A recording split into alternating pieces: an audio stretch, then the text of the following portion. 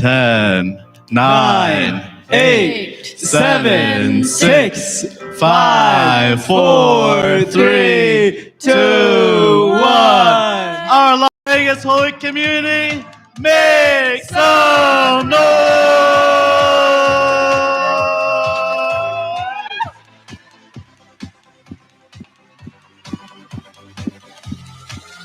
All right, brothers and sisters, welcome into the Las Vegas Holy Community. Thank you for making the time to come here on this Sunday.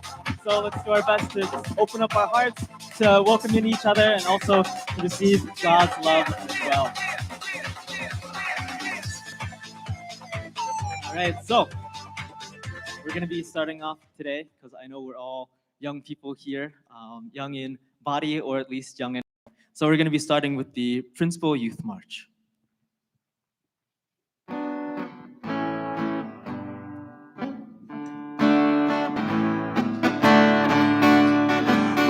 We are the youth, soldiers of the truth, called by our God on high.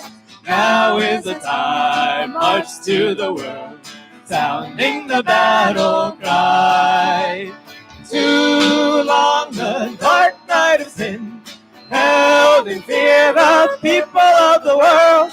We'll drive the darkness away, bringing in the new day. What do we do?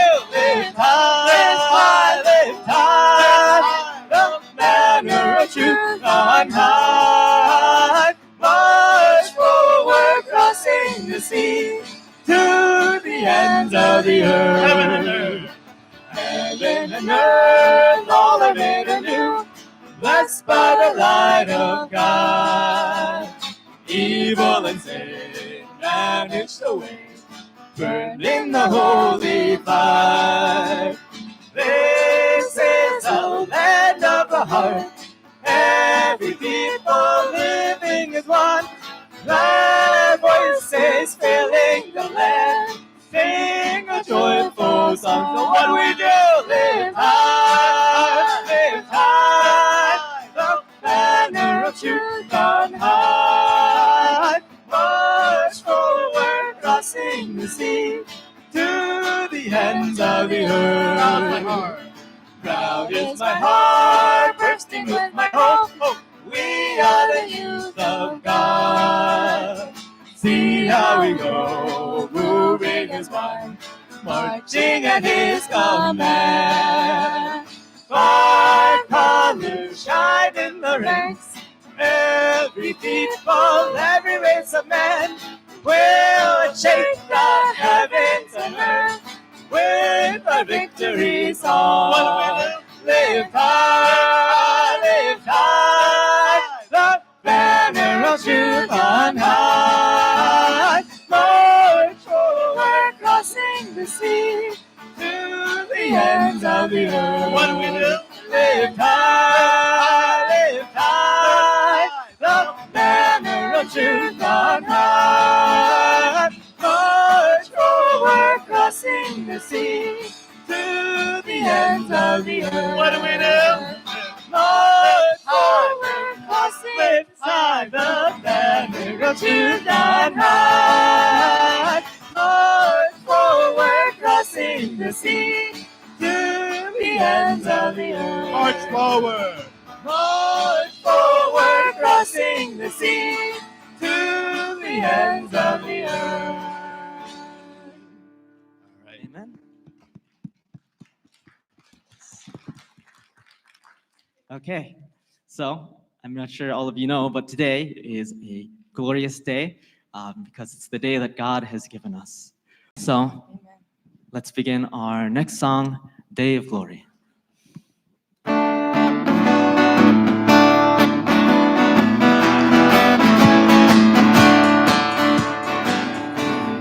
Silent darkness hums, His constant clearest voice, His words of truth and light, wakes us up from sleep. Glory, glory, oh glory, oh glorious Lord. Welcome, oh welcome, oh welcome Him now. one with our God, sharing love and beauty evermore. For now the day all men desire, day of celebration is at hand. Sunrise and morning come, we rise up in its light.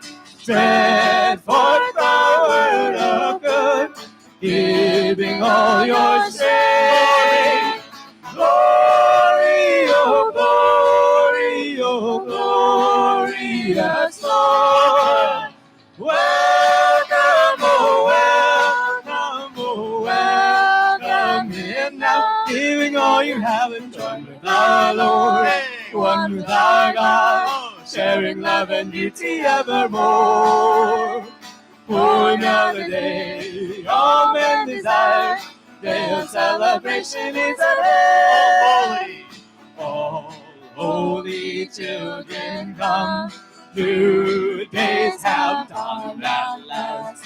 March forward, one and all, quickly now unite. Glory, oh glorious Lord. Welcome, welcome him now, giving all you have and join with our Lord, one with our God, sharing love and beauty evermore. For another day, all men desire, day of celebration is at hand. Glory, oh glorious Lord. Welcome, welcome him now, giving all you have and join with our Lord, one with our God, sharing love and beauty evermore. For another day, all men desire, day of celebration is at hand. For another day, all men desire, day of celebration is at hand. June, hallelujah. Okay. So we're going to be moving on to our last song, and we all just hope that everybody coming here, this can be a time and space where we can receive God's love and especially God's grace as well. So we're going to be singing Light of Grace.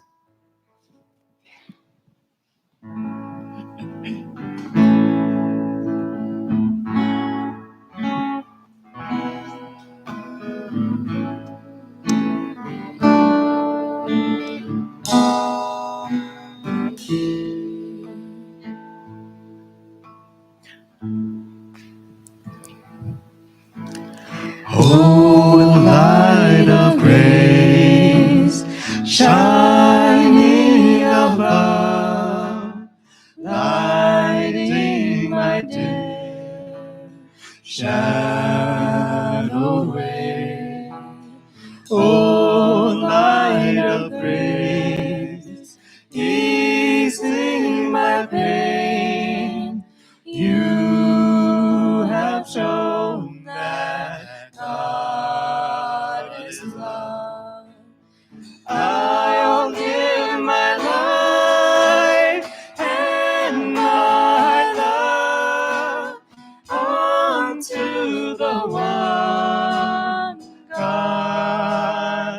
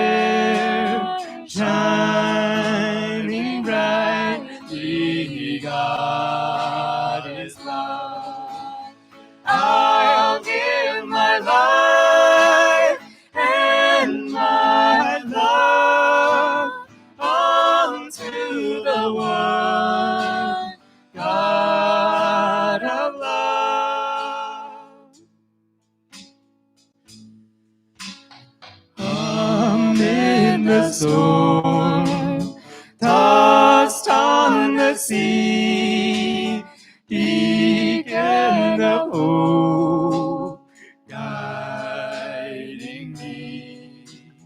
Amid the storm, shelter is near. Trust in Him, for God is love. I'll give my life and my love unto the one God of love. All things decay. All things decay, passing away. Only the light shall remain. All things decay, till there is one true and faithful God is love. I'll give my life and my love unto the one God of love. I'll give my life and my love unto the one God of love. I'll give my life and my love unto the one God of love. I'll give my life and my love unto the one God of love.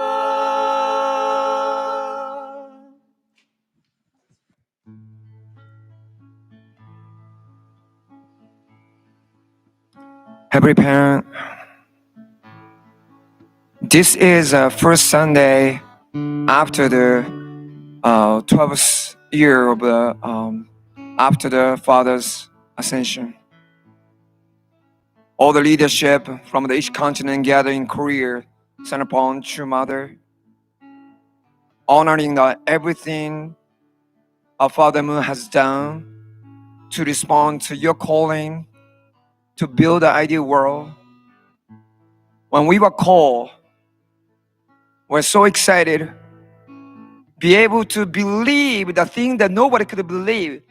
Ideal world can actually come on this earth, not after we believe it, we followed it.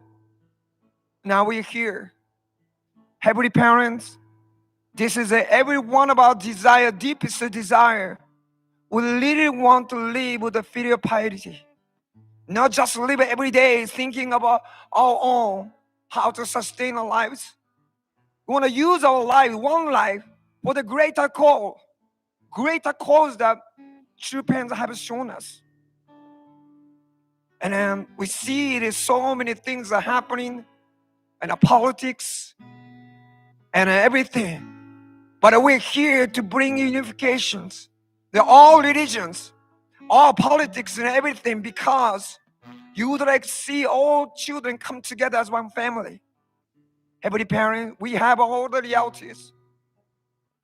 Financially, health-wise, and our own relationship, husband and wife and the children. However, your God, our parents who believe in us, believe and trust that we can fulfill the ideal, no matter what state we may be in as a reality. Since you believe in us, we want to believe in you who believe in us. Heavenly Parent, this is a Sunday, the new beginning. We may have all kind of different thoughts, all kind of different feelings, but we want to let go of everything. We want to surrender to you. We want to focus on your capability. You definitely want to inspire our heart today. And it's our 5% responsibility to open to it. Heavenly Parent, We believe in you. You're guiding our lives. And today, every moment you're speaking to us. We want to truly cleanse our mind and heart. Focus on you. So that you can lift us up. You can stimulate the original nature. So we can do very best. We can use the whole potential to your kingdom. Heavenly Father, this is a great Sunday. We make this Sunday great together with you. Please guide all the congregation here and also those who couldn't be here because of many different reasons. We know some of them, they're in the hospital going through the big challenges. Our prayer with them, Heavenly Parents, please guide them. And I'm sure the greatness and the beauty of the mind that we create today here would manifest in all around us. Please guide us. I'd like to offer this prayer report in my name. Akira Watanabe, blessing to your family. Amen. Aju.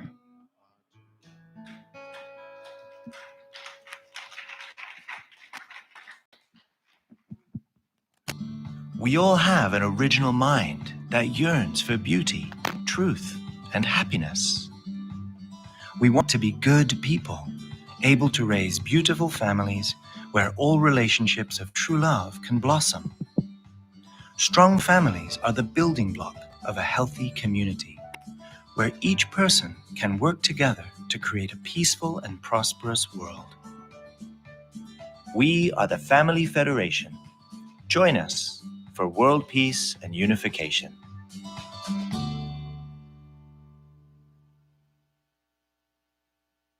All right. Thank you so much, Haven Street Band and Kira Watanabe, for that beautiful prayer. I think it's very, yeah. Thank you so much. Very important to understand where we stand as a movement, as God's children, and how we can carry out in that. Yes, thank you so much. So, so good morning, family members. Good morning, good morning. My name is Kahari Dixon. I'm going to be your MC today. And so it's nice to see all of you guys. Unfortunately, our senior pastor, Dr. Kim, cannot be here because he's in Korea commemorating the 12th year anniversary since the ascension of our beloved true father, our co-pastor. So let's just make sure that we keep him in our prayers, make sure that, all in good health and everything can go accordingly. Yes. So moving right along, we're going to greet our heavenly parent, or God, and our beloved co-founders, true parents. So as we can all rise, please, we're going to offer a bow. I'm going to say kyombe, which is Korean for bow, and then I will say paro, which is to rise. So kyombe, paro. Thank you. And so, so now we're going to recite our family pledge. It's a pledge to make sure that we strive to become families that are willing to be able to go out and love the people for the sake of God. So let's all read it together. Family pledge number 6. Our family, the owner of Channel Guk, pledges to become a family that moves heavenly fortune by embodying the heavenly parent and true parents, and to perfect the family that conveys heaven's blessing to our community by centering on true love. Yes, by centering on true love. So, let's see. Next, we're going to greet everyone. So we're gonna. Right now we have a. Right now we have a Zoom right there. So everyone over here, just give a little wave to Zoom people over here. Hi, Zoom people. Unfortunately, they cannot be with us right now, but hopefully in the future, we can find our long lost family members here and they can come in and join us. And next, we're going to greet each other. Yeah, so for 3 minutes, we're just gonna greet each other, say hello, people, turn to the people that you haven't seen in a while, give them a hug, handshake, something like that, to spread the love.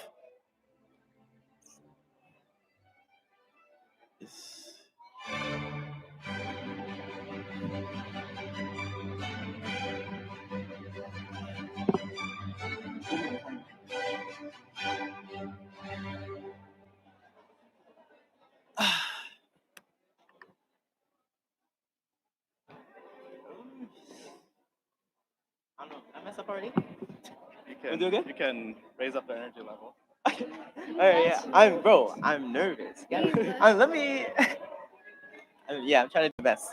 Alright. I got this, right? Easy. Easy, right? I got it, right? Yeah, I got it, right? Easy. Okay. Of course. Hello, good morning. Hello. I got it, right? Easy. Oh, yeah. Alright, easy, okay. Easy. Oh, this is what you were nervous about. Yeah. Okay. Yeah, I don't like to, say so much.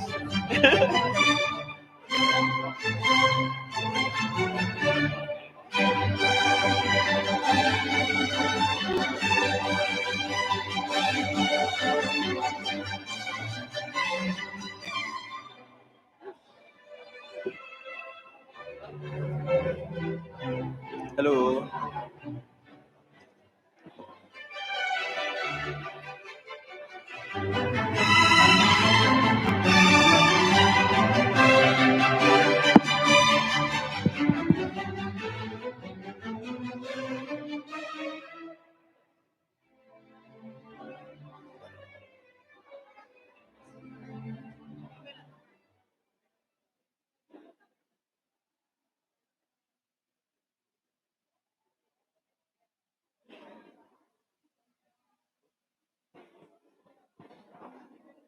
All right, we have everyone turn to their seats.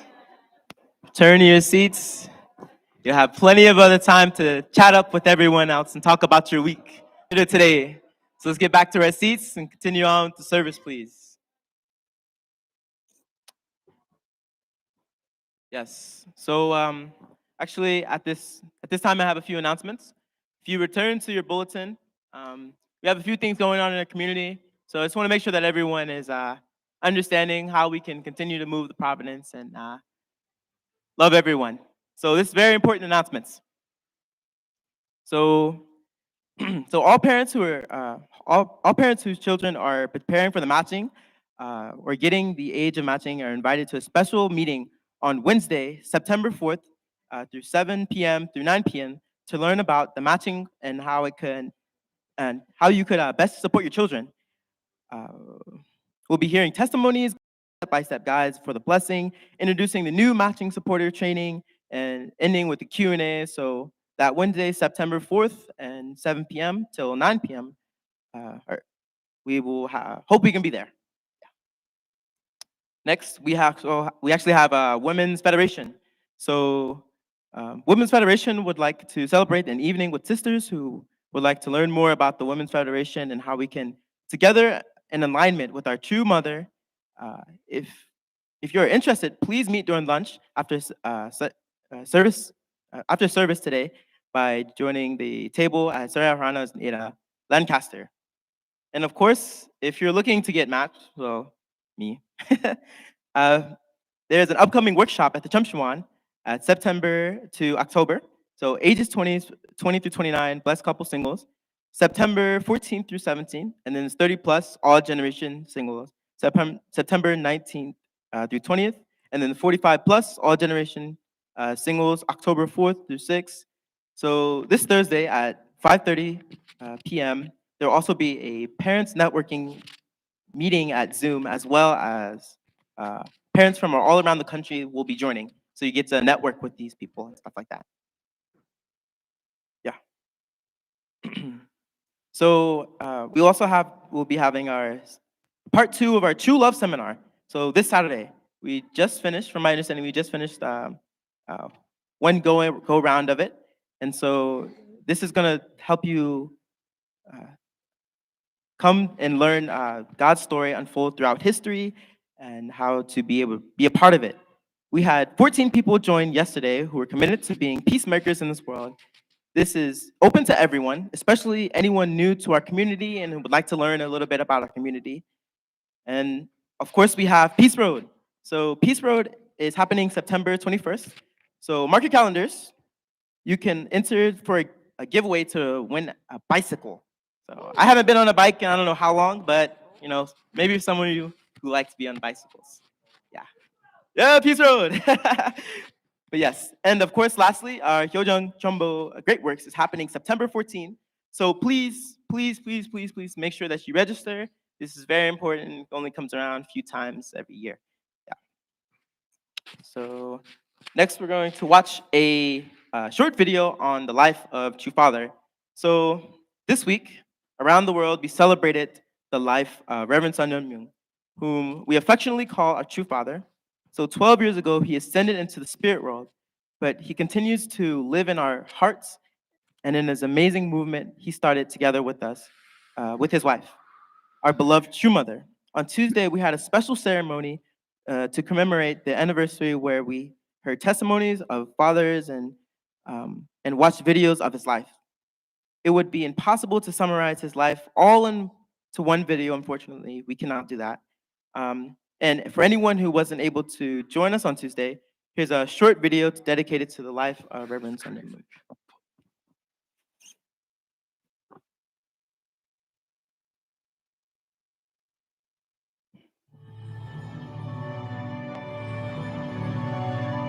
The passing of Reverend Moon in early September 2012. In early September, tens of thousands of mourners brought tens of thousands of mourners from all over the world to Korea to pay their respects to this religious pioneer and peace-loving global citizen.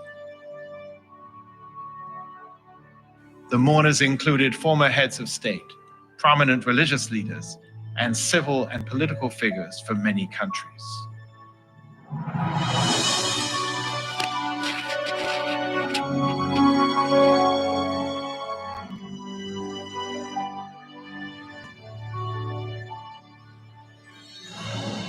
Reverend Moon's life was one of selfless dedication to the mission of bringing peace to the world. At the age of only 15, in response to an intense spiritual encounter with Jesus, Reverend Moon made a solemn promise to live his life in the service of God and humanity.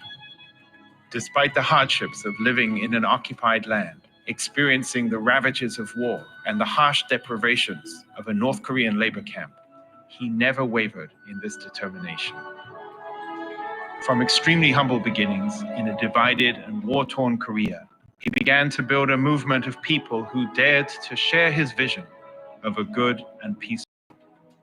After years of intense searching, study, and prayer, he published The Divine Principle, a teaching which has led many to a deeper understanding of Scripture and of God's providence. What has injected a new energy and new life in my ministry is to have come to discover the essence of the divine principle, which contains the spiritual principles that are deeply rooted in the Bible.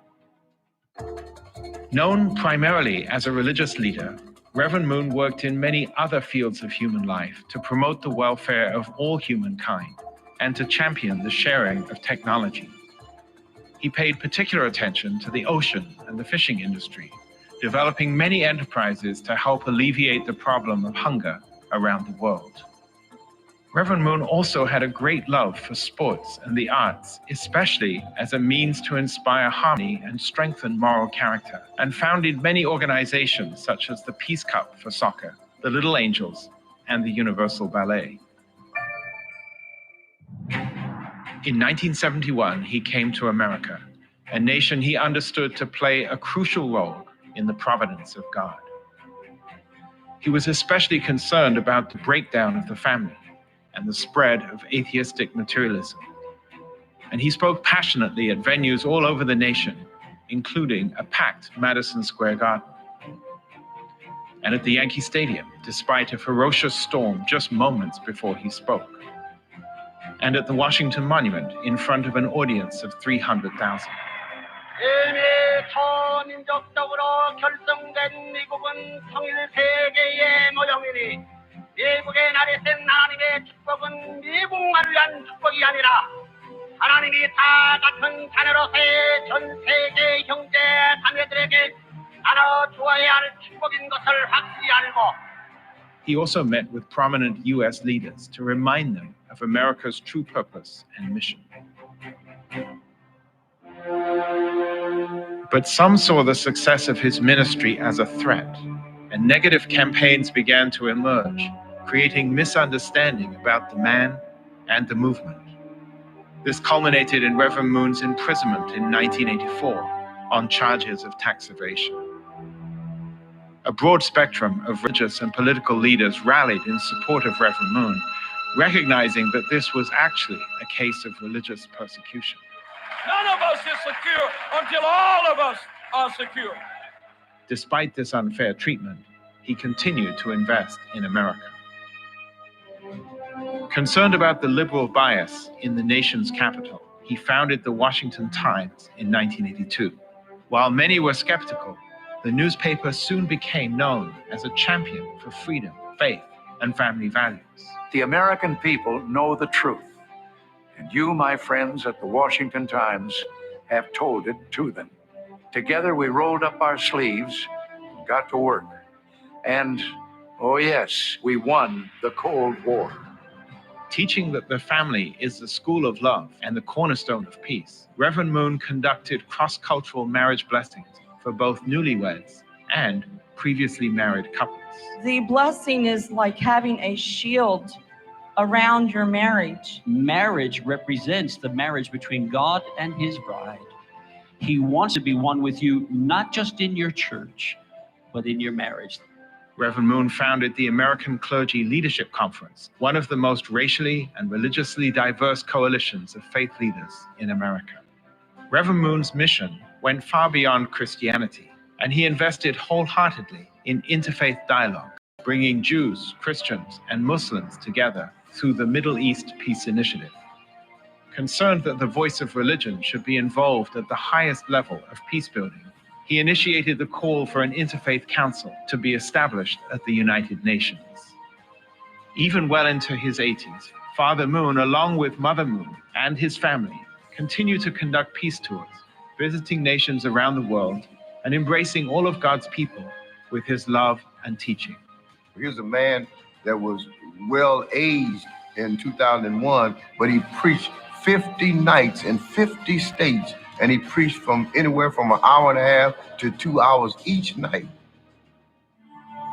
To the end of his days, Reverend Moon never stopped speaking of God's will for the world. 우리 종교단체가 수많은 탄세를 핍박을 받아가면서 일을 지지한 같다고 받아들이는 선생님을 믿지 마라. 모랄 개척을 선사하시면 안자가 될 수 있어요.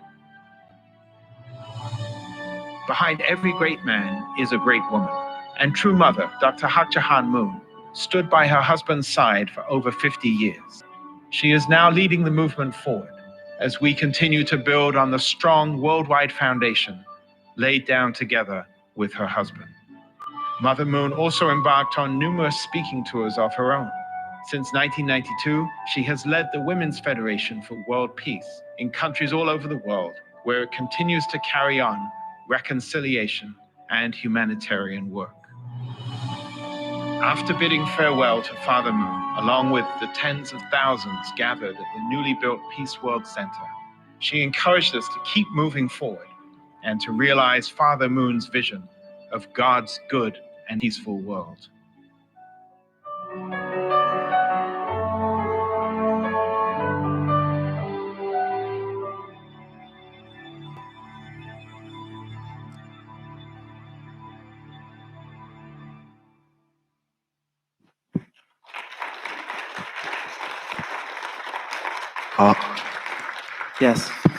Yes, very, very moving short clip. I think that video itself really doesn't encapsulate everything that True Father has done, but it hits on the really good points that True Father really did want a world peace, and True Mother is still carrying out that mission for the rest of us.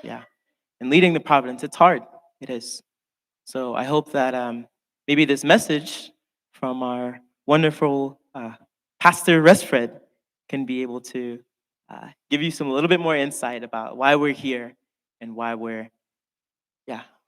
we here and what's next. So with that being said, I'd like to welcome up our Pastor Resfred Arthur for today's message.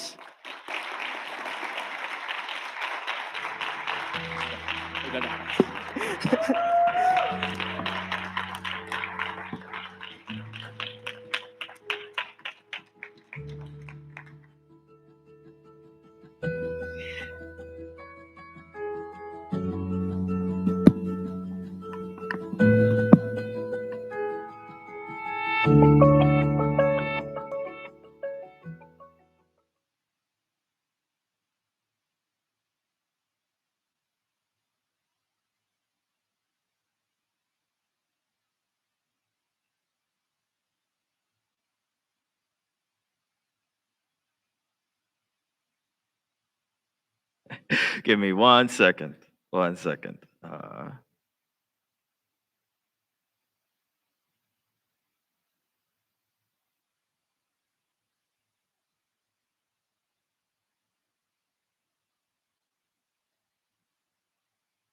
I have a myriad of tabs open, and now I can't find my PowerPoint.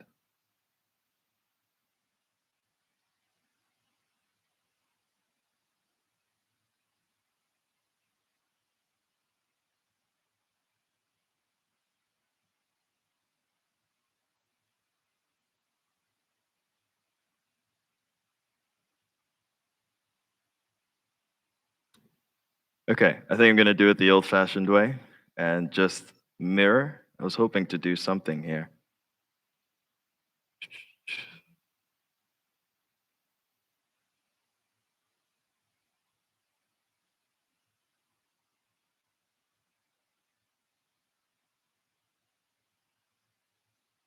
All right, good morning, everyone. Good morning. Sorry for the delay. Yeah, so this past week has been very, very interesting and very reflective for me. His true fathers, our beloved true father, Sun Myung Moon. If you're new here, he's the co-founder of our movement. His Seonghwa anniversary, and on Tuesday we had the opportunity to gather together as members of the community who have been touched by him, touched by everything that he's done, to commemorate his life. And so what we played here is just a short video of a summary of a father's life, but yeah, I just wanted to just pay respects to him. And I know around the country, many Sunday services today are talking about his life. But today I'd like to talk a little bit about why we're here. And Kahari did say, I was going to tell you why you're here. But that's not how it works, right? I think all of you have your reasons for being here. And so first, I think some of you know that our brother, Mr. Oberg, also was hospitalized recently. But that's because of he needs to get his gall surgically removed. And so I met him last night, and he's doing very well. He's very spry, and he told me all about UFOs through the night. And so yes, he's doing very, very well. So I'll bring it up a little bit later. But yeah, right after I met with our brother, Mr. Oberg, I went to grab dinner, and my favorite food is sundubu. Anyone know what that is? Yeah, sundubu. It's this Korean tofu soup. And so I used to, a long time ago when I was single, I used to once a month treat myself to sundubu. I go to a Korean restaurant and eat. And that's one of the things I really enjoy, just going to a restaurant yourself and eating. I don't know if it's weird, but I really like it. It gives you time to just think and be present. And so a lot of what I'll share today is from that experience. So I want to start with the question of why are we here? I think I should change the we to you. I'd like to take a moment to reflect on this point and why you are here. And where is here? Here in your life, here in this building? Well, why are you here at Sunday service? Why are you here as a part of the movement? And so this week, because of Father's Seonghwa anniversary, it made me think more introspectively about this. So please take a moment, take about a minute to think about why you're here, to reflect on that point, and in about ask some of you to share why you're here. So 1 minute.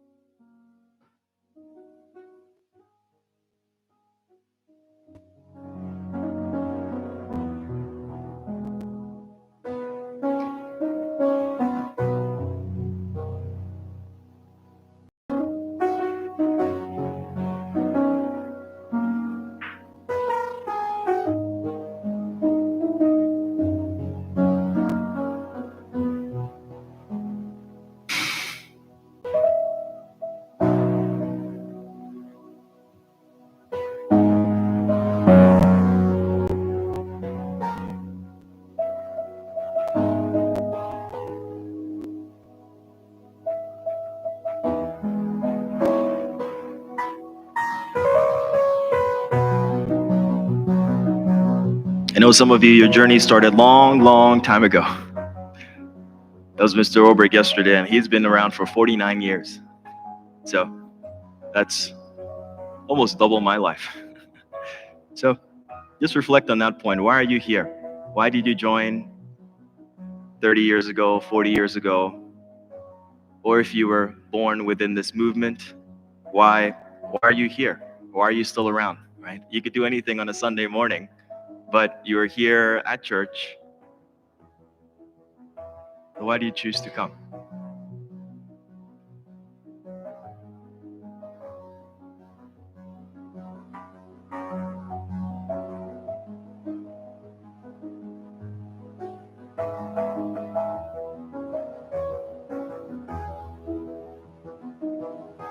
Maybe for some of you, it's because it's just to meet friends. Maybe for some, it's because you love our sandwich wraps. Today is sandwich wraps, by the way. I know Dr. Compton loves it.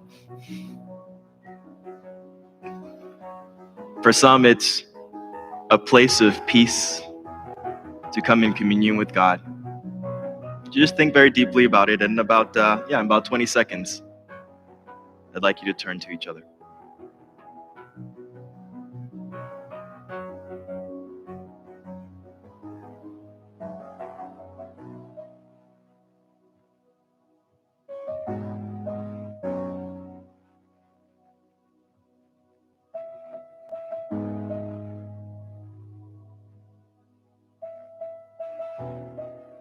At this time, please turn to someone next to you. Could be a pair, could be a trinity, or someone behind you. And I'd like you to just share what came up for you. Why are you here today?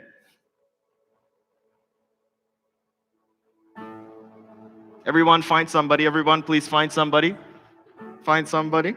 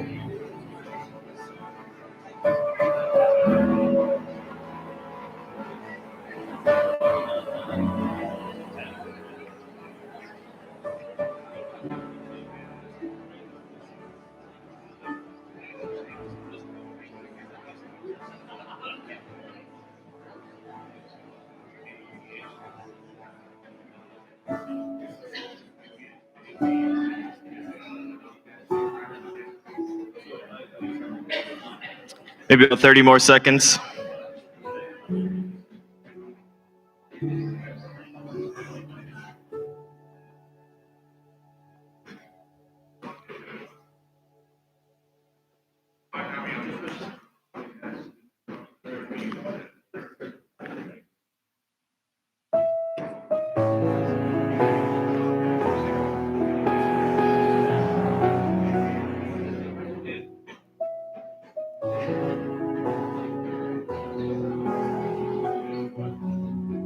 About 15 more seconds.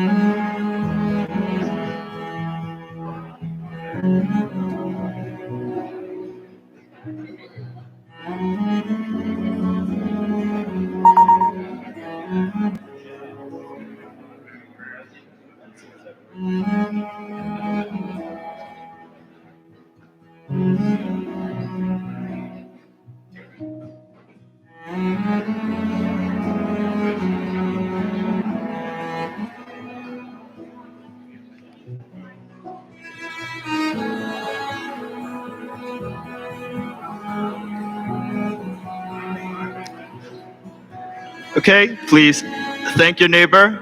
Thank your neighbor.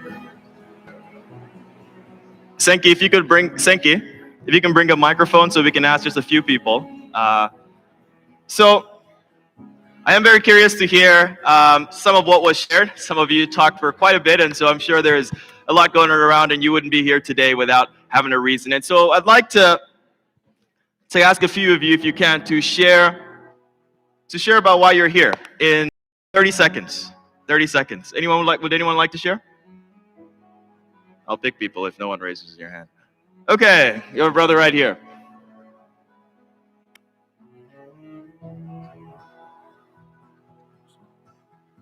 Good morning, everyone. Hope everyone's having a wonderful Sunday.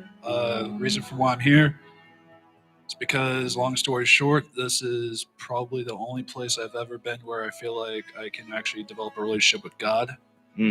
And over the past 3 years, nothing I've heard in this community has ever felt anything less than authentic and truth. In a place where deception and misconception exist, this is probably the only thing that exists in this world that is the complete polar opposite.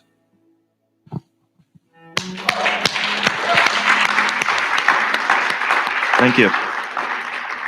Would anyone else like to share? Oh, one more, Abraham. And then I'd like one sister. Yeah, hello. My name is Abraham, and I'm here today not only because I play for the band, but yeah, I'm still in this movement after 3.5 years. Yeah, because Carp Las Vegas touched me and inspired me so much to be a part of this worldwide movement for peace. Yeah, thank you. Thank you, Abraham. One more person. Can we have a sister right there? Can't see the. Oh. I'm here because I haven't been here in a while for 3 weeks, just dealing with some stuff at home. And I believe that this church gives me the correct guidance, along with Ms. Iseda, who she's my church buddy. I just feel very welcome here, and it's a great community to be part of. Thank you. Thank you. Thank you, Sister Laura. So we all have different reasons why we come to church. When you're young, you probably didn't even know you were coming to church. Probably just picked you up, brought you to church, if we have any babies here. When you get a little bit older, maybe in your teens, it's because it's habitual. I've been going to church. That was my life. Once you get older, you usually have to make a choice in your life as to why you keep engaging in your faith, why you keep coming, because it's those times when you have work, maybe 5 days, some 6 days a week, you have a family to take care of, and Sunday seems like a great day to rest. So you need something much more to keep coming. And so I'd like to just share with you a little bit about just a short part of my story. So at some point, many of you were a baby, right? And I don't remember much. My earliest memory as a kid was I might have been 2 years old, and I remember my parents had us live with my dad's friend. We called her aunt, and I remember my sister and I was 2 years old. I can't believe I remember this, but my sister and I didn't like her. And so I remember one day, my sister is 2 years older than me, so she was 4 years old. One day my sister just grabbed me and says, "We're getting out of here." So we didn't know where we were going, but it still baffles me till today that I was happy to get out. And so she grabbed me And then we walked out of the house onto the street. And as we were taking a corner away from the house, my dad's car pulled up. And then he saw us and he picked us up and took us into the house. So in a sense, it's a miracle, at least for me. I can't believe I remember that. But I remember very vividly my dad showing up just at the right moment. I think any later, I don't know. Maybe we would have turned back. Many times my sister, in Japanese, anyone know what iede means in Japanese? It means if you want to run and get out of the house. So my dad was so strict, many times my sister would just pack her bags and walk out the door and then come back in. She literally packs all her clothes. So when you're this young, your parents will bring you to church. And it's a very crucial, important stage in our own lives of faith because it helps shape our reality. I once had to debate whether or not we naturally believe things or not. And the conclusion I came to, based on my research, was as humans, we are inclined to believe. Actually, when we're born, that's our natural propensity. How else would we learn anything, right? If your parents told you that this was a spoon, and you, as a baby, said, no, that's not a spoon, you'll never learn what a spoon is. And so we have a natural propensity to believe, and that's why these are very important developmental stages. But going to church when you're, I think I might have been maybe 9 years old in this picture. It actually becomes a little bit of a chore when you're a little bit older. So around this age, Sunday wasn't necessarily a very pleasant day because I remember the mornings were always filled with yelling, right? We're late. Why are you watching cartoons? Why is your shirt not ironed? My dad was very strict, and he was very much about dressing properly. And so it was always very hectic in the morning, and it's a 40-minute drive to church. And it's not a comfortable ride. The car's AC wasn't working, so it's very warm trip to church. And I think this picture, you can't see it very well here because it's a bit dark, but if you look at over there, it's a very good depiction of my siblings and I mood on Sunday. I know exactly what happened. My dad yelled at me and my sister. And then my brothers just wanted to make sure they didn't get in trouble. So that's why we look like that. I think this was a special day when we're taking group picture as a family. But it's at this stage where you don't care too much about going to church. But you go because your parents bring you to. The parents bring you to church. Yet still, I still had many experiences where because my parents brought me to church, I had experiences where I really felt like this was a place I loved to be. In case you're wondering, this is in Ghana, West Africa. And one time, a few months ago, our president, Reverend Dunkley, asked us, what should church feel like? Our co-founder, Mother Moon, says it should feel like a mother's warm embrace. So what does that feel like? And if I were to dig back into my childhood, to remember a time when I felt very happy to be a part of this community, I must have been around maybe 10 years old. And every Saturday, the president of our church, our pastor, he realized that the youth, we didn't have much to do on Saturdays. So then he created a choir. And he invited all the young people to come and be a part of the choir and to be the choir for church. And so Saturdays after Japanese school, I would go to church. And I remember these moments. So every Saturday night, we would go to buy hot bread, right? So it's like bread that just came out of the clay oven. And I don't know, that kept me coming every Saturday. It was that good. But something about being able to share that experience with your friends, come back to church, eat the bread, talk together, and go to sleep, wake up the next morning, felt so peaceful. It felt really peaceful, and for me, it kept me coming back. And then, this is when I moved to America. I believe this was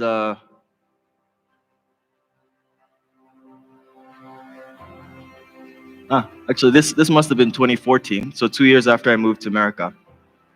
So in this picture, I'm a teenager.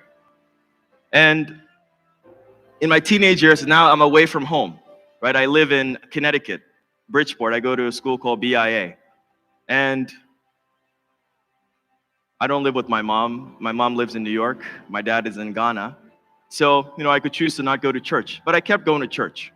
And so I feel that at this stage, it's mostly based on habit. But also, not just habit, but a sense of your reality. To me, every Sunday was church day. You go to church. But also, every Sunday was a chance to be able to connect to God. So I religiously went to church every Sunday of my own volition. And that's when I started to help out Sunday school for about 3 years. And however, there was one day, one Sunday morning where I woke up and I asked my roommate, his name was Youngjun, he's Korean. He's a little bit older than I was, maybe about 4 years older than I was. And I asked Youngjun, hey Youngjun, you want to come to church with me? And then Youngjun said, he doesn't believe in God. He said, I don't believe in God. And I asked him, why don't you believe in God? And Youngjun said that he believes that people who believe in God are weak. And so it sunk in a little bit, and I spent the next hour or so. I ended up missing church that day. The irony. So I spent the next hour trying to explain to Youngjun why I believe in God. But the point Youngjun mentioned was that people who believe in God are weak. It really stuck with me. Why did it? Because my life of faith, I realized that the times where I prayed the most were the times where I needed help. Right? There was an exams coming. I got in trouble with my dad or my friends, and then I needed to get out of this rut. And then I'd get on my knees and pray. And it worked. It worked a lot of the times. But is that really the relationship God wants to have with us? Probably not, right? But that one comment by, if I listen to it today, it wouldn't bother me, it wouldn't faze me, because yes, of course I need God in my life. But back then, it helped me to think a little bit more about what I believe in. Because deeper than that was, I prided myself in high school to be able to explain the things that I believe in very clearly, but I couldn't explain God's existence to my friend. So I felt a bit ashamed, actually. And so it took me down a path of just agnosticism. Nothing bad, just wondering what all of this is for. Realizing that I lived on borrowed faith. That my faith was more so crafted based on my upbringing, but I'd never come to understand God personally, understand who God was in my life personally. So then I remember sitting down one morning. I just woke up. It was snowing outside, and thinking about God, whether God exists or not. And then I realized that, well, the existence of God, in order for us to understand and realize God in our life, we need to be searching. We need to be looking. Anyone ever heard of the blue car phenomenon? It's called the Bader-Meinhof phenomenon. Basically, if you're looking for something, you'll find it, right? So you ever wanted to buy a certain shoe, and then all of a sudden you see people wearing that shoe? So it's a principle controlled by our reticular activating system in our brains, where when you're searching for something, you find. And the reason why that exists is because you don't really want to be aware of everything at all times, right? Your heart beating, blinking your eyes, breathing, seeing everything at once. It's quite distracting. And so I decided to believe that God exists and find my faith from there. And there's a logic behind that, but I'll explain that in the future. So at that time, before then, every single morning, we were reading Hundoke, and I had never quite finished this book before. Oops. Well, that's just me in high school contemplating. I was getting ready for a play, actually. I was a butler and a prince or something. So when I was 17 years old, I graduated high school, and for the first time, I picked up this book of my own accord, not because someone said it's Hundoke time, but I picked it up, and I'd been reading bits and pieces of it throughout Hundoke, you could say. Hundoke means we reading together, reading the word together in the mornings or sometimes in the evenings. And when I started reading this book, I think it must have been the first time I was fully enthralled, because I've known Father my whole life as the founder of our movement, but I never really understood his story. Because at that time, it's one thing to know, to believe in God, but also it's another to choose which channel, which church, which movement. And there were many. I remember watching on CNN a video about true parents, and they were coming down the Cheonjeonggun, and then the announcer was describing them as coming down from their opulent palace where they reside, and it was painting a picture where two parents are kings and queens who live in luxury while the members are struggling. This was around when I was 16, 17. So when I picked up his book, I couldn't put it down, because for the first time, I understood his story, Father Moon. And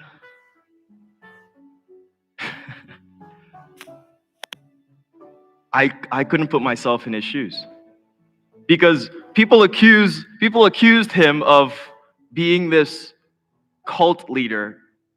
People accuse him for creating all this for the sake of wealth. A man who gave his life so many times for the sake of God. He went through much more than I believe anyone has ever in their life, because of God's calling for him. Because he wanted to realize the dream that God had hoped for. Because he wanted to ease God's sorrowful heart. And so for me, that completely transformed my view of God, this movement, but more so of True Father. Because I don't believe any man would sacrifice what they did for the sake of worldly fame.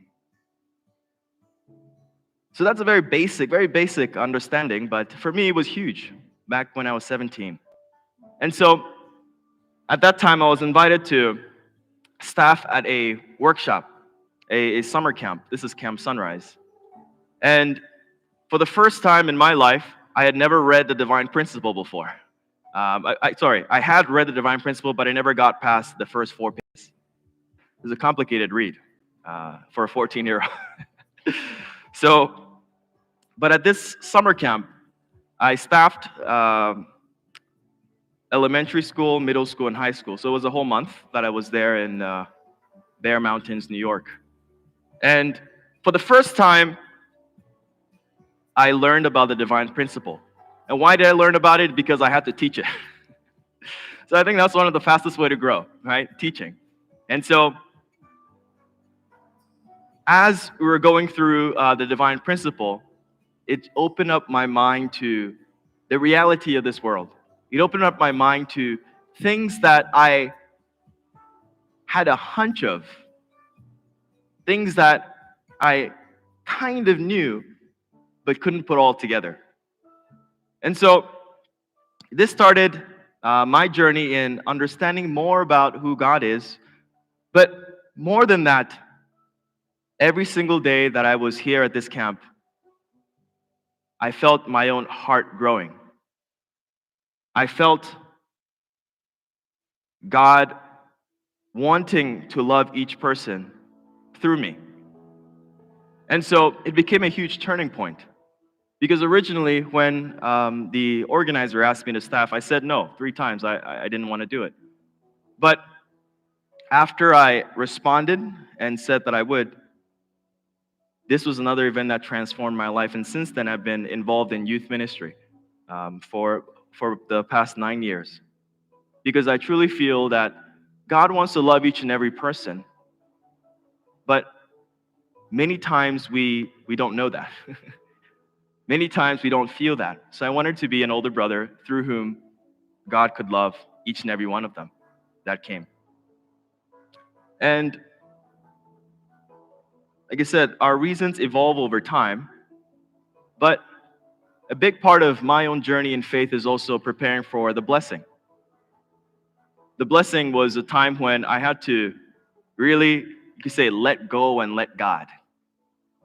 Let God lead my life. Because I'd always thought that, oh, someday I would find a spouse, I'd pick a spouse, and then we would go get blessed. But the story of how Hannah and I came together was nothing like that. Actually, all of this happened at a time where I wasn't searching, I wasn't looking. So I had 2 processes. If you're new to this movement, in our movement, to become matched and blessed, you go through what we call processes, arranged conversations, and then if it works out, then you receive the blessing, you get married. So I had 2 processes in the past that didn't work out so well. And I remember I was talking to a friend, and he told me about his friend who said he's not thinking about the matching and blessing until he was 25. So it made me reflect a little bit on my own journey towards the matching and blessing. When I reflected on it, what became clear was I never intentionally gave God time to prepare someone for me and to prepare me for someone. So then I made a commitment, okay, 1 year. 1 year, I'm not going to look for anyone. I'm not going to, I don't want to be engaged in any way, shape, or form with the matching or the blessing. And during that time, I would work on myself. And so that was one of the best years of my life, quite frankly. And so much so that I actually didn't want to get matched or blessed. Not that I didn't want to get matched or blessed, but just be in a relationship. Because I remember the times where I was in the process were the lowest times of my life. And it was just emotional roller coaster. I can manage my emotions, but when you're working with someone else, it's a little bit difficult. And so I became a bit complacent. But around that time, I remember I did 3-day fast 2 times, and towards the end of the second one, my dad is in Ghana, and he just texted me. It's the first time he's ever texted me about matching and blessing, and he sees Hannah on morning devotion, and then he says, "Hey, are you thinking about the matching and blessing? What do you think about Hannah Bush?"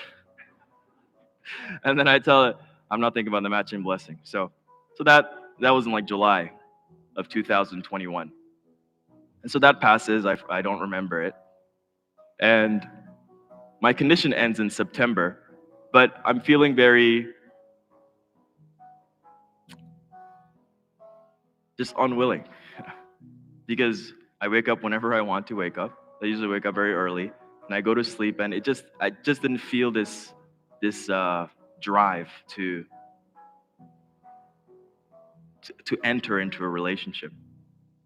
But months pass, and I remember going to a songhua, and this is a songhua that I wouldn't otherwise attend. I was just representing our leader. So I went to the songhua, the funeral service, and I remember during the dinner time, there was one of the New York pastor, some of you may know Reverend Edner, Pierre Louis.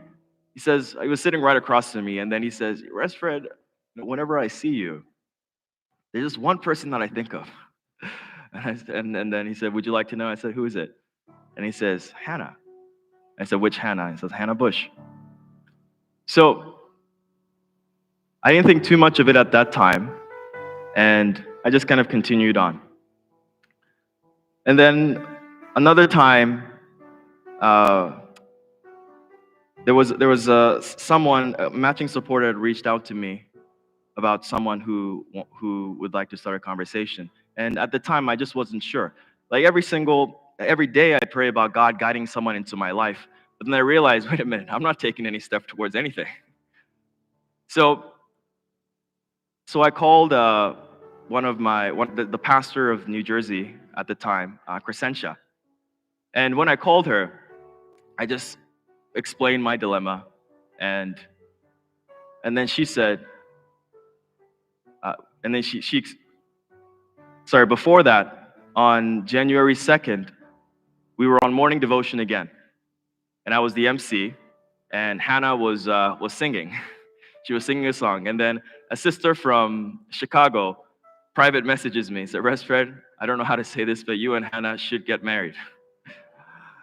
And the whole time I'm very flustered because, like, did she message her too? That I was a little bit worried. Luckily, that didn't happen. So then a few days later, I called Crescentia, and I just explained to her, because at the time, anyways, people who had approached my mother and myself, and I just wasn't sure when I should take the next step in my life. How can I know when God is calling me to enter into a matching process? And then Crescentia told me that she had a dream a year ago of me and Hannah together. So at the time, Hannah was on the gap year program, GPA, and you don't enter processes on it. So I kind of just let it be. And about 5 months later, Dr. Young, who was the regional president at the time, came to me, and we had a meeting. It was the first in-person meeting since COVID. And then we had a short break time. And then we're meeting. He kind of caught me for 15 minutes, and he wanted to talk to me about the matching and blessing. And at the time, he already had some people in his mind. He was thinking someone from Asia, somewhere in Asia, and someone in America. But he said that he's going to pray about it. And 3 days later, he was going on a boat trip fishing. They had a tournament, and after the tournament, he wanted to go fishing. So he invited me and a few others. And when we went fishing, at the end of the fishing trip, I sat with him in the back, and then he said, he was praying, and then, Hannah came to his mind. And so when I told this story to Jonathan Jesper, he said, God is hitting you with a spoon on your head. And so what happened was, he said that, but he's still going to pray about it because he's uncertain. And then 2 days later, he tells me that he already spoke to Hannah's parents. Please don't do that as a parent. And then that started kind of a long journey to the blessing with Hannah and I. But I share that to just share a little bit about how God has been guiding my life. And with receiving the blessing, I felt a renewed sense of purpose.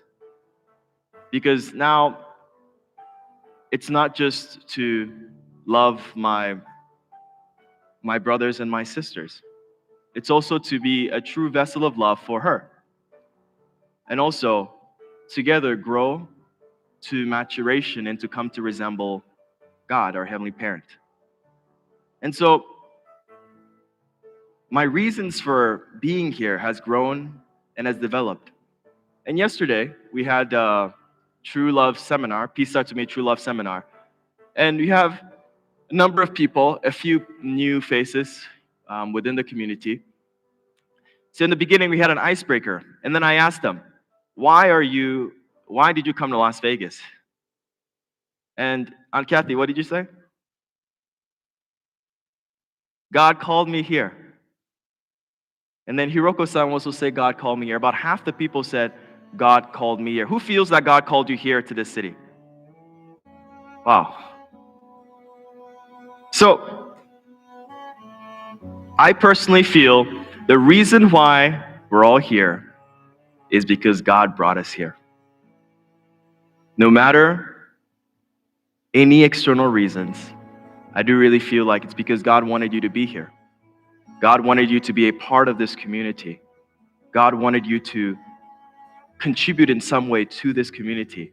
God wanted to guide you in some way through this community. Father in the Cheonseonggyeong said, please do not say, I am going to church because of so-and-so.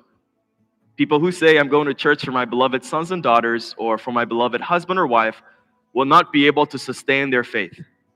They should rather go to church for God's sake. Why then do you go to church? It should be because of God. You should go to church to make God your own and to find God's love and make it your own. These are Father's words. And so, I think in order to understand this, we really need to connect to the reason why we're here. And that's why I really do feel like we're here because God brought us here. And God brings you here each time. Maybe it's because of habit. Maybe because you love your friends and your family. But I really do feel like it's all reasons God gives you to come here to be able to find God's love and to be able to make that love your own. So yesterday when I met with Mr. Oberg, I asked him, why are you still here in this movement after 49 years? Then he started crying. Mr. Oberg said, it's because true parents are real.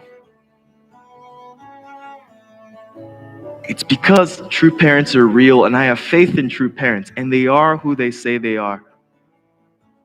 But over time, many times, I've lost faith in myself. That's what he said. And it really struck a chord. It's like, that's what it is. Because many times I ask myself, why is our faith so changing? We all have, I'm sure everyone has that moment in their life where they felt like, this is it.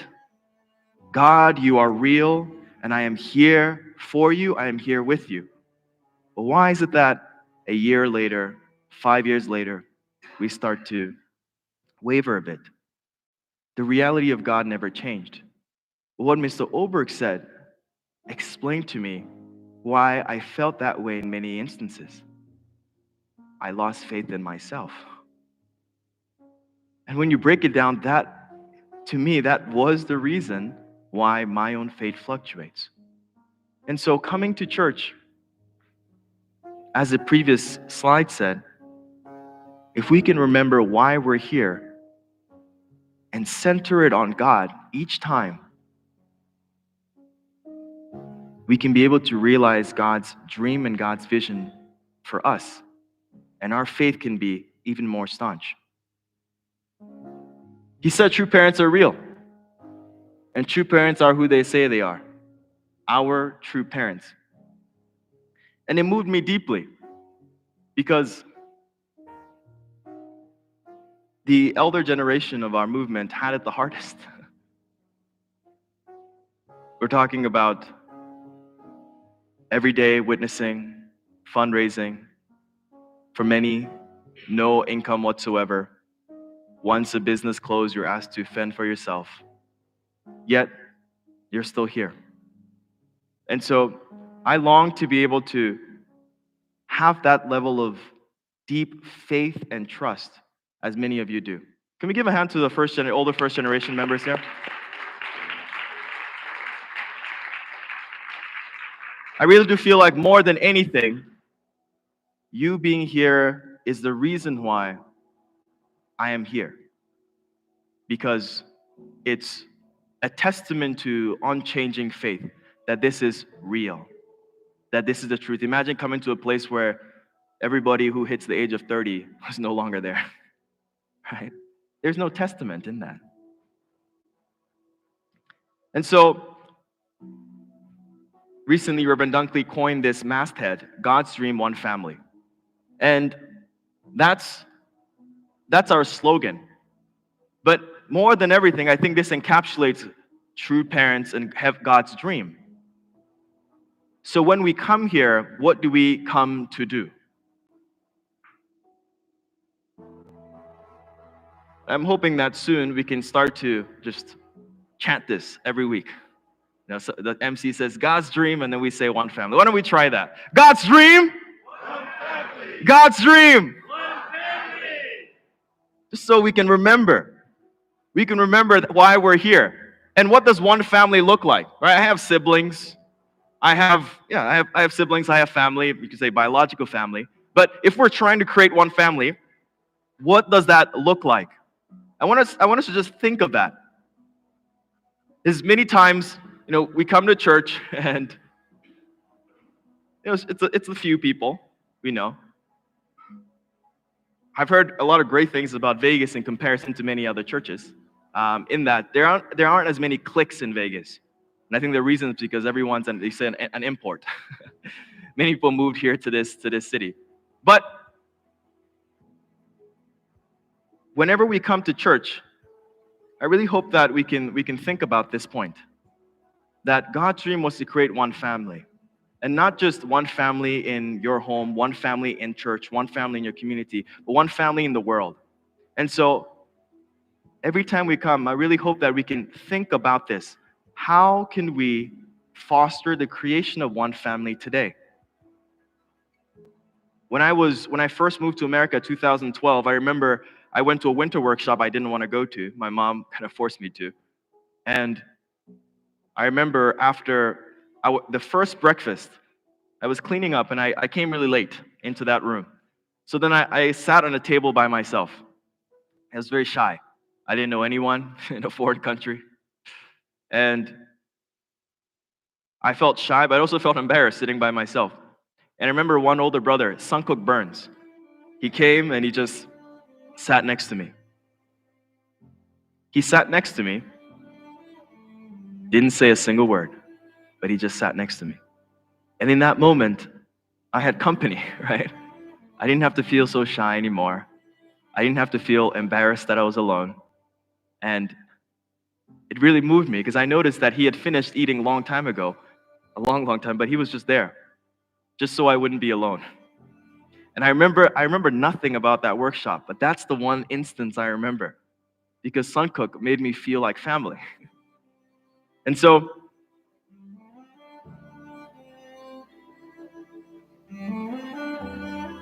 there are many times where people come through the doors, come to church, and I know they feel that way because they don't know you as much as your friends do. But God's hope is that we can all feel that love. God's hope that this place can be like a mother's warm embrace, you could say. And so I really hope that we can all think about this every time we come to church. Think about how we're fostering one family, seeing someone who is by themselves, someone who is new to the community, and saying hi. Because sometimes all it takes is just sitting down next to them. That's it. And it creates a memory. It creates a relationship. It fosters love like none other. So yesterday after I met with Mr. Oberg, I went to go eat sundae. That's the picture of my sundae. And I was sitting down, just quietly meditating. And I asked God. But before that, when you go to Korean, the thing I love about Korean restaurants is the panchang. Some of you may know what that is, but panchang is this extra side dishes they give you that are refillable, right? And so you never come out of a Korean restaurant hungry, no matter what you order. That alone will fill you up. So I remember I came in by myself. I finished the panchang. Sundubu cost like $14, relatively cheap. So I actually felt guilty asking for a refill of panchang because I'm just ordering for one small bowl of sundubu. And then every time I'm eating sundubu, I finish the rice before I finish the soup. So then I have to go to the remaining half of the soup with no rice. So I decide to just sit down and to meditate on my life. And specifically, I asked God in that moment, what is the purpose of my existence. And I was expecting maybe a thought to run through my mind. Maybe God telling me something. But right in that moment, the lady, one of the waitresses, came to me and asked me, do you mind moving to a different table? Because a large group was coming in and they wanted to consolidate the tables where I was. Oh, and I said, no problem. So I moved to that table and the lady gave me a free bowl of rice. That's the free bowl of rice there. And also, she refilled all my panchans without me asking. And this was right after I'd asked God, what's the purpose of my life? And I felt, not to say it's panchan, but I felt God telling me through the lady who asked me if I could move, that she represented God directing my life. And that if I respond, you receive blessings. It was as simple as just moving. But I got a bowl of rice and I got panchans refilled.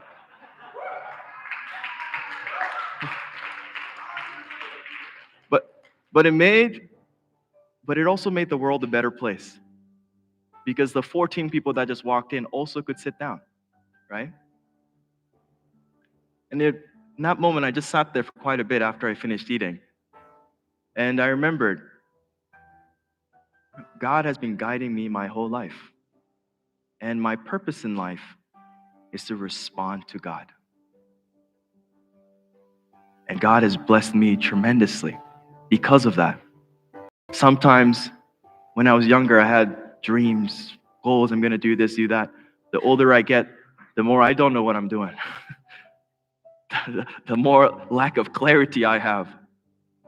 But what I've learned, which I feel is most important, is that God is leading. And as long as I let God lead, everything will be okay.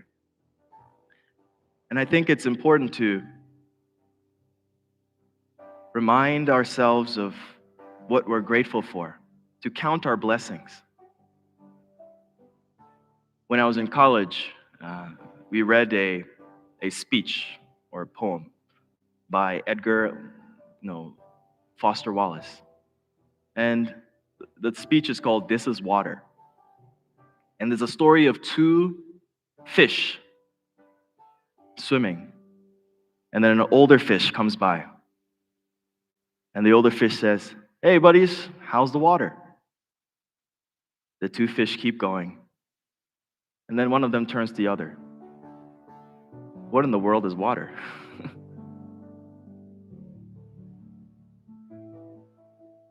This is a story of how we don't notice the things that are around us most of the time. We don't know the blessings that are around us. And I'm very guilty of this. I was born and raised in Ghana. And in Ghana, there maybe about twice or three times a week, the lights would go out. And so we have to study under candle. And also, usually around 2 or 3 times a week, the water wouldn't run. And so we lived on the 3rd floor of an apartment, and so we had to, take our buckets downstairs. There was like a tap that usually works. If it didn't work, we had to walk like half a mile, grab water, fill our tanks in the house. Now, I remember that, and since I came to America, I've only experienced outages for 2.5 days. And that was back in Hurricane Sandy, in like 2012 or 13. 2012. Yet, my heart doesn't overflow with gratitude. And my situation is so different. I've never had a single day where water wasn't running, right? And so, it makes me think of I'm that fish that was out of water and got into water and then forgot that this water is saving my life. And so, as we follow God's path, the path that God is guiding us, God will bless us tremendously. I'm sure God has blessed you tremendously already. right? But it's also important to count our blessings. When I was in Ghana, we used to sing this song, count your blessings, name them one by one. Count your blessings, see what God has done. Count your blessings, name them one by one, and it will surprise you what the Lord has done. And I know that we call ourselves, blessed family members, people who are part of this blessed community. And so, let us count our blessing. And every week as you come into the church, as you come into Las Vegas, let's also think about why we're here, but ultimately, why God brought us here. I believe that that is to make a family. And that's why we're called the family church. But also, let's expand this blessing too.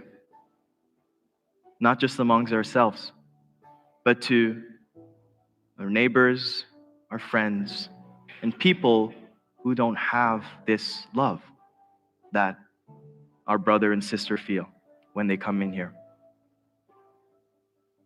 So that was everything I wanted to share today, for us to reflect deeply on why we're here and to act on it, to realize that in everything that God has in our life. Thank you.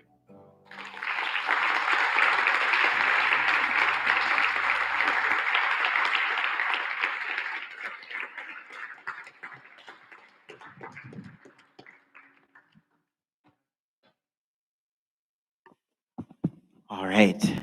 Wow. Thank you so much for that, actually. Yeah, let's give him a round of hand. That was amazing. Yeah. What did he say? One family? One family? Oh, God's dream. God's dream. Oh, yeah, there you go. Yeah, I think that was really beautiful. And honestly, kind of made me think about, like, as I, come to this church and this community and to learn about what God has in store for everyone, it makes me really think back to all the things that I've gone through and all the blessings that I have received as well. So I hope, honestly, that you guys can really be able to, do the exact same, and one step by step, we can make a world, world centered on peace and love. Yeah. So we're gonna go into reflections. So reflection question: what has inspired you from the sermon? Just turn to a neighbor, maybe talk to someone you haven't seen in a little bit. Maybe for just 1 minute, we'll do that. Yeah.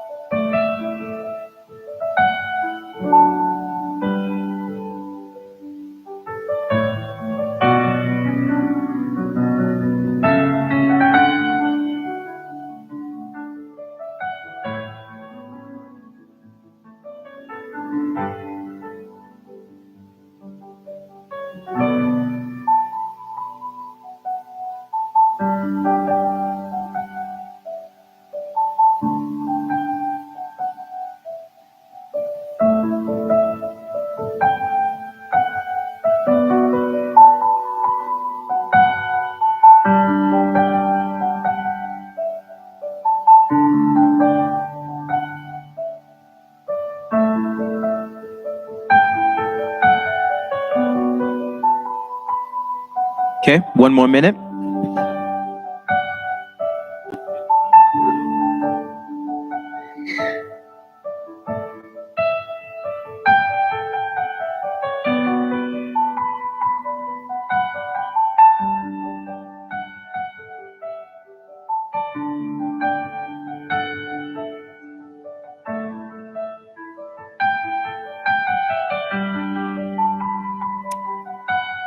Okay, 30 seconds.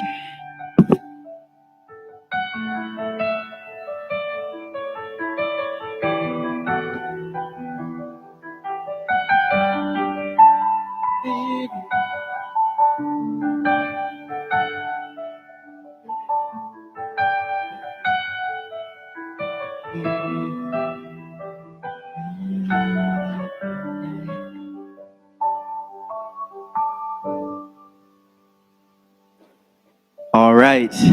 Thank your partners. Shake their hands, give them a hug. Spread that love. So next, we're going to go into our tithing. So this is the time where those blessings that you're hoping to receive, maybe will be received through tithing. So you can text a dollar amount to 702-820-5511, or we have Google Pay, Apple Pay, or you can just scan to donate. Anything is appreciated. Yeah. That's right.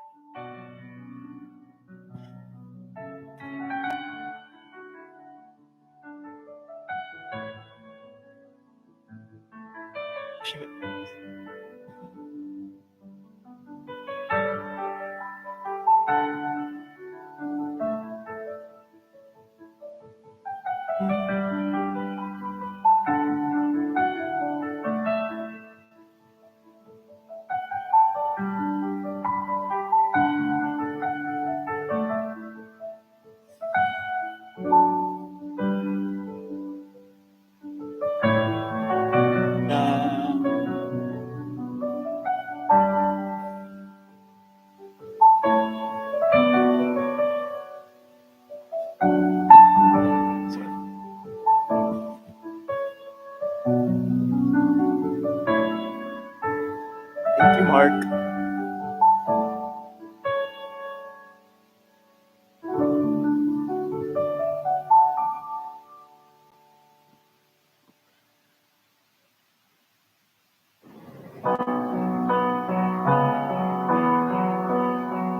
Okay. Thank you, everyone. I'd like to now welcome up Sarah Harana for the offering or tithing prayer.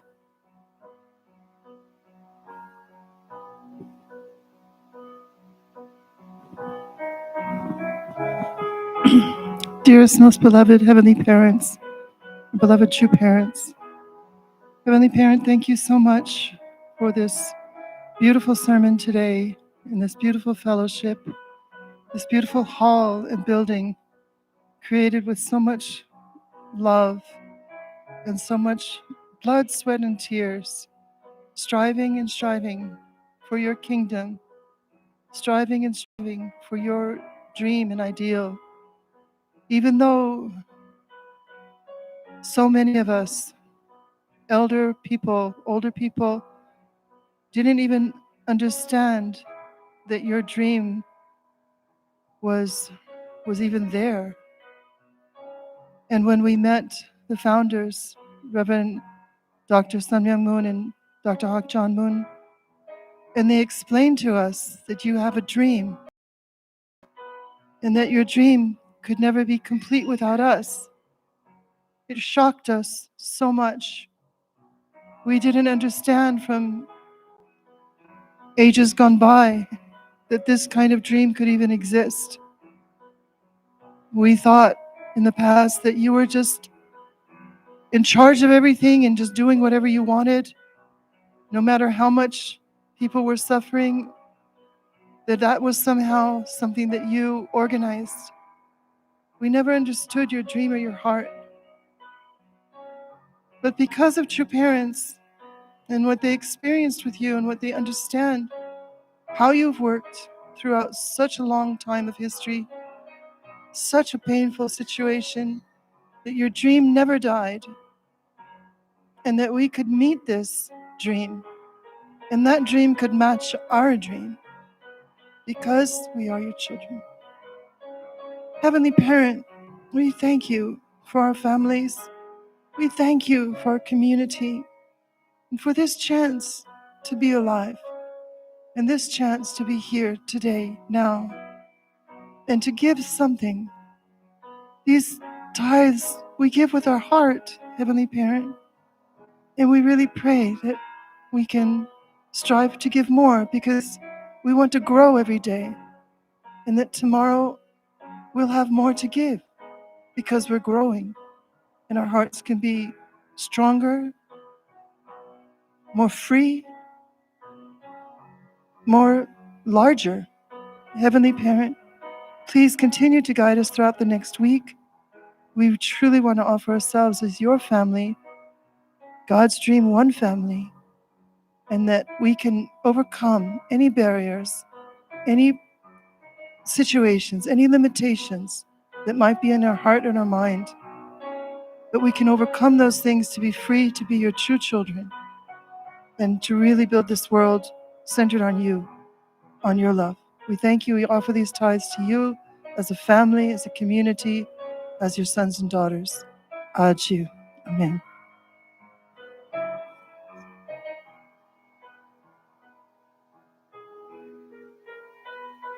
Thank you, Sarah Hirano, for that wonderful prayer. Yes. Yeah, for all these years, we didn't really understand God's heart and what He envisioned for us. But now, thank you for true parents, we're able to do so. Yeah. So now I'd like to welcome any of the new family members. Anyone new? Got someone? Oh, she's new. Let's get her a mic.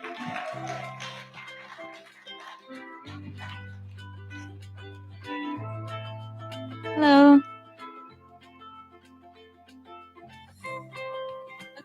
Hello, my name's Haley. Hi, yeah. I'm 23. I just took my hair down, so that's cool. Okay. Wow, thank you for coming. Hopefully we can see you again. I challenge everyone here to have some type of conversation with our guest here. Anyone else new today?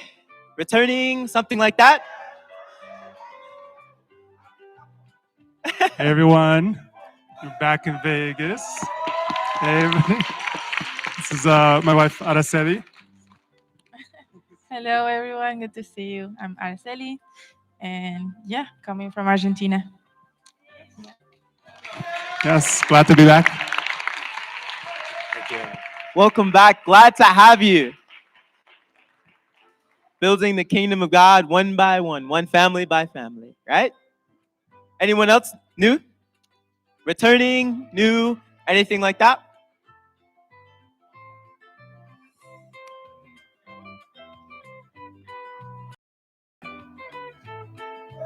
Hello everyone, it's Miss Okada. Nice to everybody again. I'm happy to be here again. Thanks so much. Welcome home. Glad to see you all again. Anyone else? Anyone else?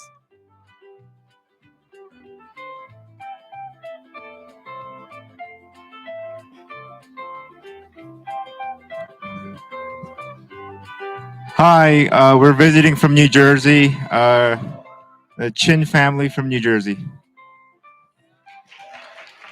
Glad to have you. All right. Anyone else? Anyone else? No one else? Last call? All right. Okay. Well, nonetheless, glad if you're first time coming here, or if you're coming back to visit us here in Las Vegas. Glad to have you. Yes. So next. Oh, also birthdays. So the month of August. No. Yeah, August. Any new birthdays? If your birthday is in August, any day, come on up to the stage. If your birthday is in August, please go out to the stage so we can celebrate you all August birthdays. August birthdays, join us on stage to cut our August birthday cake. If your husband, your wife, or your children also are in August and they're not here, feel free to represent them. August birthdays, August birthdays. We're all one family. All right. Oh, you guys.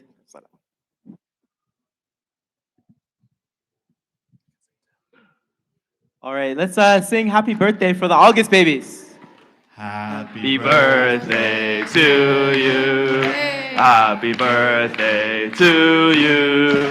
Happy birthday, August birthdays. Happy birthday to you. One more time.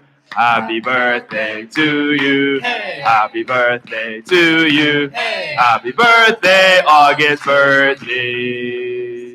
Happy birthday to you. Woo! All right, let's cut this cake. Make a wish. Blow out the candles. Make a wish. Woo! Oh. Oh. Okay. Let's cut the cake just once. Formation, growth, completion!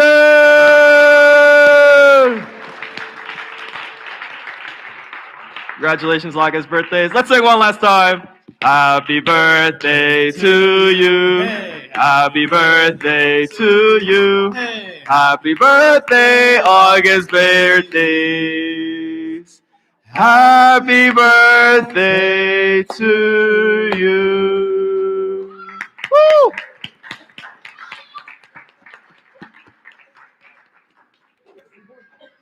All right, happy birthday to those in August. Yeah.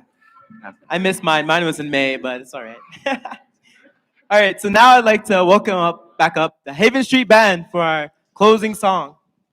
So let's all gather and rise in order for them to be able to sing.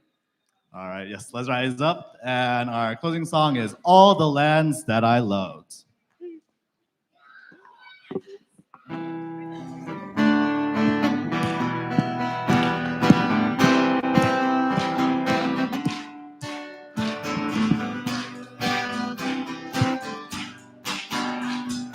I have been wandering all over this world, looking for something I just couldn't find. True love seems like I'm moving in search of myself.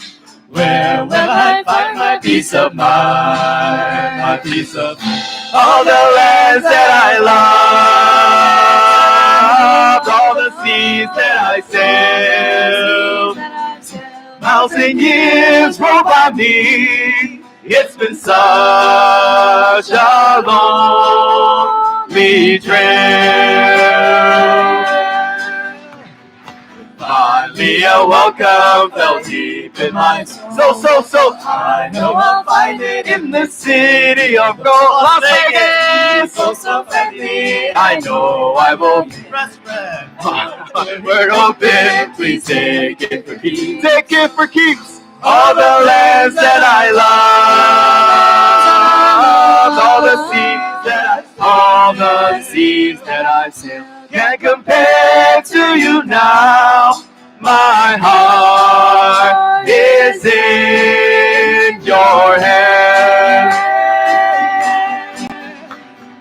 Our love's creating a world full of hope.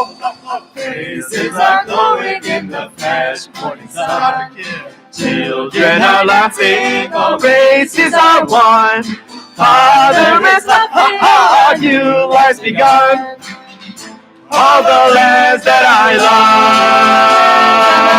love, all the seas that I've sailed, I fulfill in this moment. Oh, we come home to your love. All the lands lives that I love, all the seas that I've sailed, are fulfilled in this moment. Oh, we've come home to your love.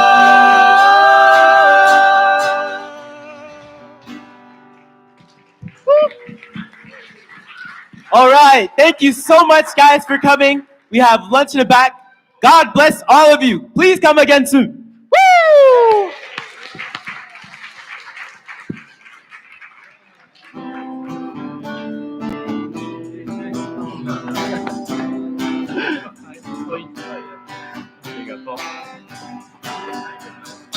I have been wandering all over this world. Something I just couldn't find. One more time. There we go.